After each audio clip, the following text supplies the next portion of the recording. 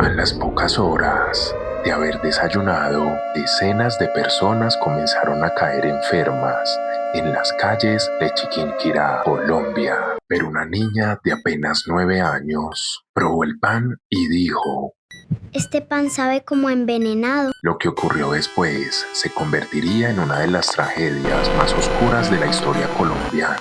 Era el 25 de noviembre de 1967. La niña se llamaba Blanca Elena Romero. Aquella mañana, su hermano había comprado varios panes en la panadería Nutibara. Buenos días. ¿Me da 3 panes, por favor? Claro que sí, recién salidos. Muchas gracias. Hasta luego.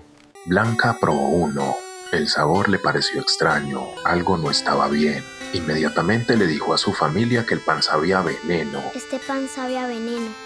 Pero nadie imaginaba que aquella frase, aparentemente infantil, estaba a punto de convertirse en una advertencia de vida o muerte. Blanca decidió no comérselo y arrojó el pan a los pollos. Poco después, los pollos murieron. Pero mientras Blanca había evitado comer el pan, cientos de personas en Chiquinquirá estaban desayunando exactamente el mismo producto y comenzaron a enfermar. Primero aparecieron los mareos y los vómitos, después llegaron las convulsiones, la dificultad para respirar y la pérdida de conciencia. Niños que se dirigían a sus actividades escolares comenzaron a desplomarse. Familias enteras corrieron desesperadas hacia el Hospital San Salvador, pero los médicos tampoco entendían qué estaba pasando. Se preguntaban por qué tantas personas estaban enfermando al mismo tiempo. Y para empeorar las cosas, las víctimas aparecían en diferentes lugares de la ciudad. La primera sospecha fue el agua. ¿Acaso estaba contaminado el acueducto? ¿Se había producido algún tipo de intoxicación colectiva? Mientras los médicos luchaban para salvar vidas, las autoridades intentaban descubrir qué tenían en común todas aquellas personas.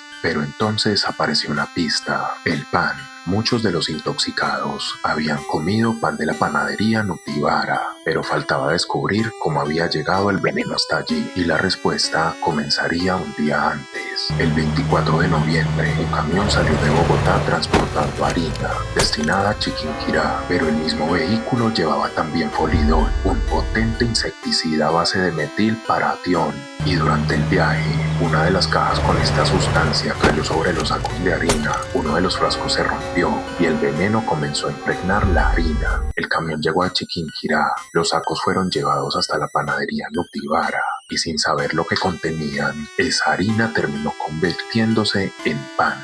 A primera hora del 25 de noviembre, ese pan comenzó a venderse y durante las siguientes horas, la ciudad se convirtió en un caos. El Hospital San Salvador quedó desbordado. Los médicos recibían pacientes sin saber todavía cuál era la causa. Para el mediodía, decenas de personas ya habían muerto y la mayoría de las víctimas eran niños.